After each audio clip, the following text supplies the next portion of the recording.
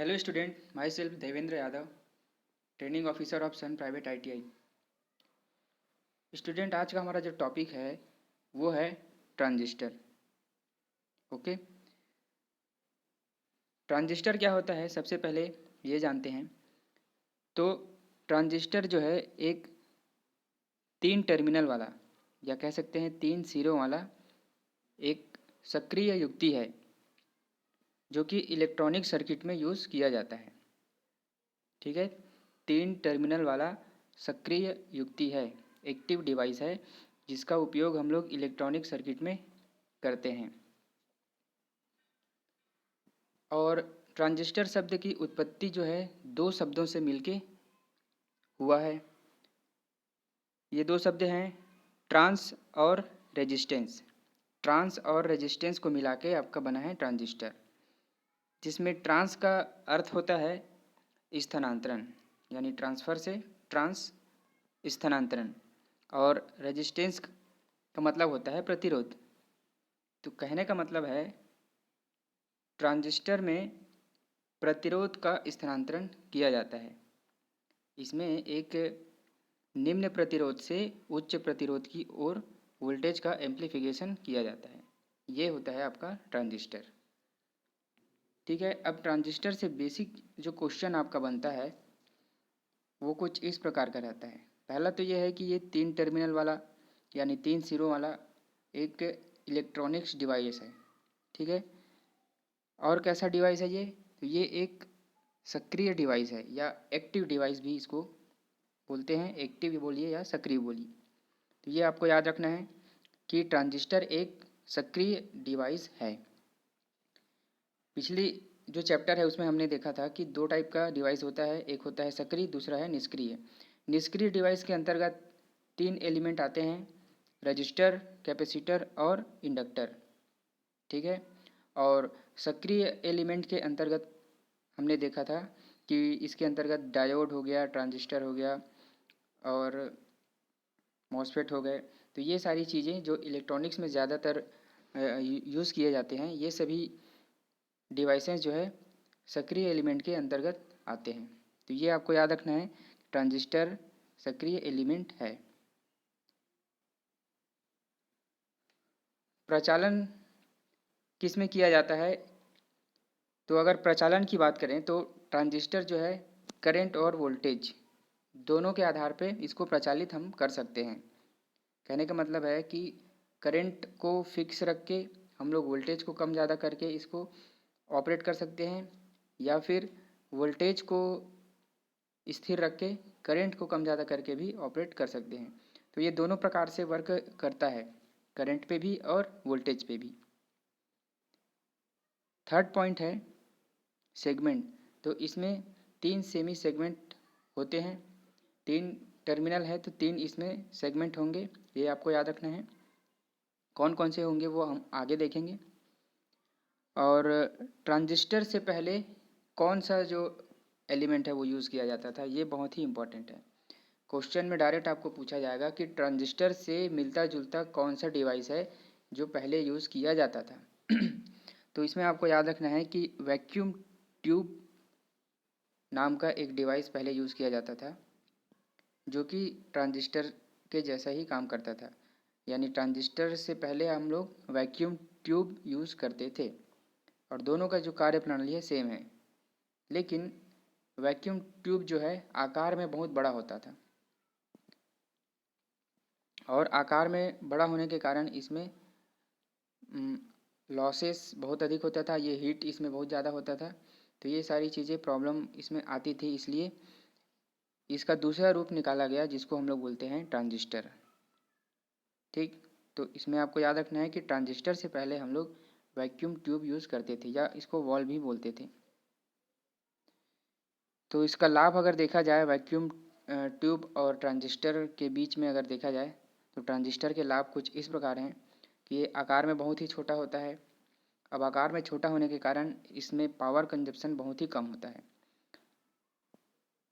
और साथ ही साथ इसमें हीट भी कम होता है। तो हीट कम होगा और पावर कंजप्शन कम है तो इसकी दक्षता जो है बहुत अधिक होती है। ये सारी चीज़ें हैं आपके ट्रांजिस्टर और वैक्यूम ट्यूब की तुलना करने पे। अब हम बात करते हैं बेसिकली जो है ट्रांजिस्टर आपका कितने प्रकार का होता है नाम के आधार पे। ठीक है, तो ट्रांजिस्टर 3 सिरे वाला होता है। सबसे पहले तो ये आपको याद रखना है। और नाम के आधार पर ट्रांजिस्टर जो है 3 प्रकार के मोस्ट होते हैं। पहला है BJT, दूसरा है FET और तीसरा है UJT। ये तीनों नाम आपको याद रहना चाहिए। डायरेक्ट क्वेश्चन आता है नाम से लेके ही, और BJT नाम दे देगा और बोलेगा इसका फुल फॉर्म क्या होता है। तो फुल फॉर्म इसका इस प्रकार से याद रखना है आपको। BJT का फुल फॉर्म होता है बाईपोलार जंक्शन ट्रांजिस्टर। ठीक है, बाईपोलार जंक्शन ट्रांजिस्टर।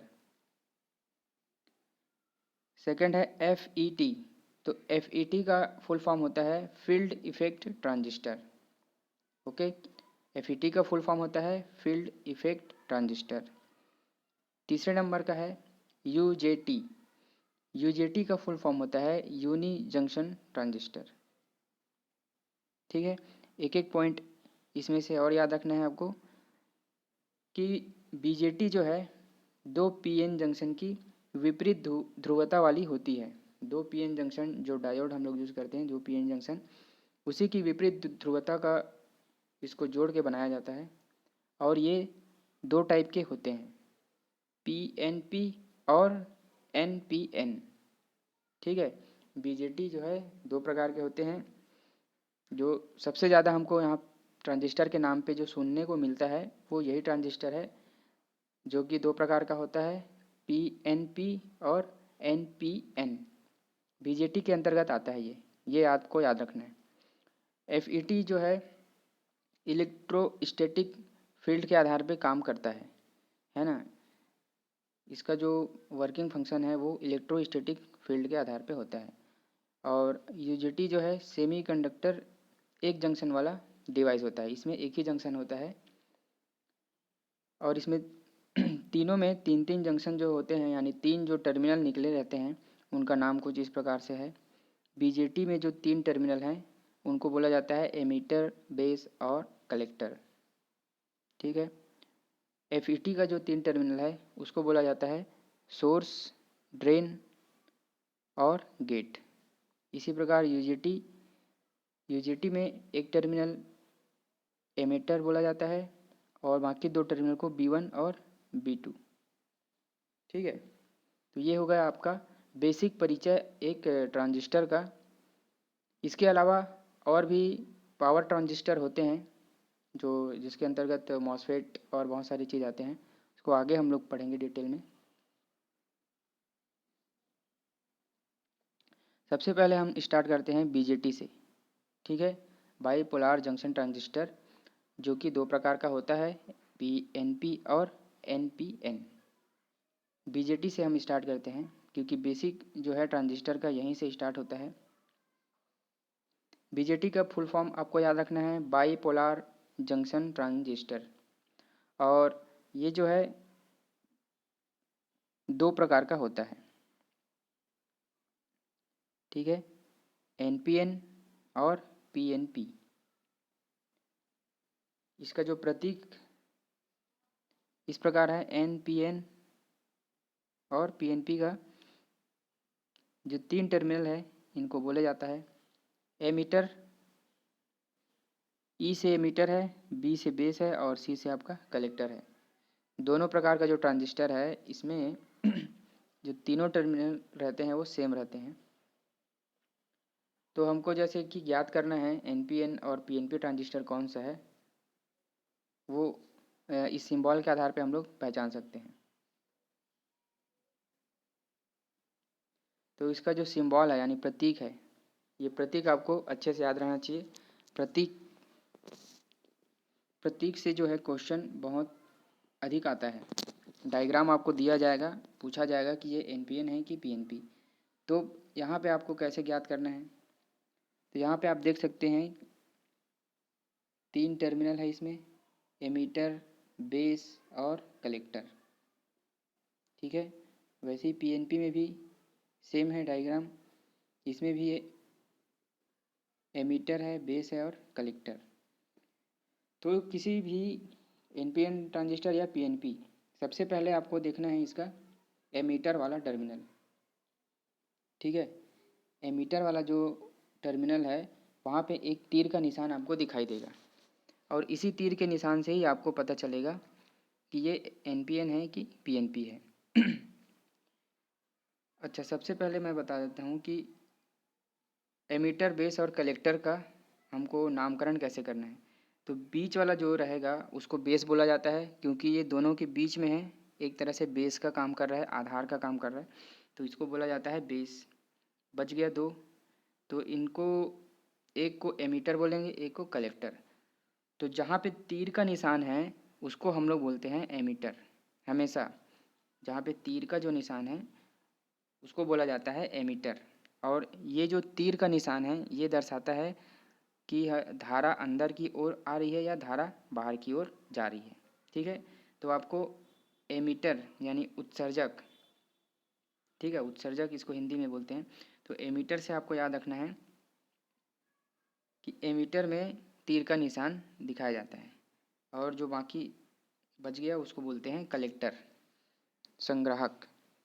ठीक है, संग्रह करता है उसको क्या बोलते हैं, कलेक्टर बोलते हैं ना, कलेक्ट करता है। और बेस तो बेस है, बेस को मतलब आधार बोलते हैं, एमीटर को उत्सर्जक। ठीक है, हिंदी इंग्लिश दोनों में आपको याद रखना है, क्योंकि क्वेश्चन आपको किसी भी रूप में दे सकते हैं। तो यहाँ पे ये तो हो गया कि एमीटर किसको बोलेंगे, कलेक्टर किसको और बेस किसको बोलेंगे। अब हम लोग ज्ञात करते हैं, यानी हमको पता करना है कि ये ट्रांजिस्टर जो है एनपीएन है कि पीएनपी। तो इस डायग्राम को देख के हम कैसे पता करेंगे। तो डायग्राम में आपको सबसे पहले देखना है कि यहाँ पे एमीटर कहाँ पे है। ठीक है, तो एमीटर हम लोग मानते हैं तीर के निशान को, जहाँ तीर का निशान है उसी को एमीटर बोलते हैं। और उसके बाद हमको देखना है कि ये तीर का निशान अंदर आ रहा है कि बाहर जा रहा है। तीर का निशान हमेशा, एक चीज़ याद रखना आप लोग, तीर का निशान जो है P से N की तरफ जाएगा। ठीक है, P से N की तरफ जो तीर का जो डायरेक्शन है वो जाएगा हमेशा P से N की तरफ, क्योंकि जो PN जंक्शन जो डायोड रहता था वो इस प्रकार से रहता था, इधर P है इधर N। तो कहने का मतलब ये डायोड का ही जो डायरेक्शन है, फॉरवर्ड डायरेक्शन वही रहता है। तो P से N की तरफ हमेशा हमको जाना है। अब हम देखते हैं कि जो ट्रांजिस्टर है उसमें अगर हम इसको NPN मानते हैं, ये N, P और N, तो इसमें हम देखते हैं P से N की तरफ जाना है, तो इसीलिए यहाँ पे P से N की तरफ हमको डायरेक्शन दिखाना है। तो P से N की तरफ डायरेक्शन जा रहा है, तो इसको आप आसानी से समझ सकते हैं, ये NPN ट्रांजिस्टर है। P को बीच में रख दिए, बाकी दो आपका NN हो जाएगा। इस प्रकार से ये NPN ट्रांजिस्टर। और इसी प्रकार PNP की बात करें तो यहाँ भी हम P से N की तरफ लेके जाते हैं, तो ये हो जाएगा आपका PNP। इस प्रकार से हमको NPN और PNP ट्रांजिस्टर को आइडेंटिफाई करना है। एक और मेथड मैं बताता हूँ। अगर नाम से आपको देखना है, जैसे ये नाम है NPN, तो N जो है बाहर की ओर है, N जो है P से बाहर की ओर है ना, ये P है, और N जो है बाहर है दोनों तरफ से। तो यहाँ पे हमारा तीर का निशान जो है बाहर जाएगा, बाहर जाएगा तो ये आपका NPN ट्रांजिस्टर कहलाएगा। और दूसरा जो है PNP, तो यहाँ पे N जो है अंदर की ओर है, तो N अंदर है मतलब ये आपका हो जाएगा, तीर जो है अंदर की ओर जाएगा और ये PNP का ट्रांजिस्टर हो जाएगा। अब इसमें नाम और कुछ विशेष बातें हैं जो आपको याद रखना है, डायरेक्ट क्वेश्चन बनता है इसमें से। पहला पॉइंट है, दो PN जंक्शन से मिलकर इसको बनाया जाता है, यानी दो PN जंक्शन डायोड को मिला के ही हम ट्रांजिस्टर बनाते हैं। ठीक। सेकंड है, तीन सिरे वाला होता है, यानी तीन इसमें जंक्शन होते हैं और तीन सिरे इसमें होते हैं। 3 टर्मिनल होते हैं। कौन कौन से? एमीटर, कलेक्टर और बेस। इसको हिंदी में बोला जाता है एमीटर को उत्सर्जक, कलेक्टर को संग्राहक और बेस को बेस यानी आधार। तो इसका सिंबॉलिक नेम भी आपको याद रखना है। एमीटर, ई से एमीटर, सी से कलेक्टर, बी से बेस। नाम तो याद रहना ही चाहिए। अब क्वेश्चन जो बनता है आपका इसके आकार पे, यानी किसका साइज जो है बड़ा रहता है, किसका छोटा पूछा जाएगा। बेस का आकार और कलेक्टर का आकार में सबसे बड़ा कौन सा है, इस प्रकार से। तो आकार को लेके आपको याद रखना है कि कलेक्टर जो है, कलेक्टर वाला जो भाग है वो बड़ा रहता है, ठीक है।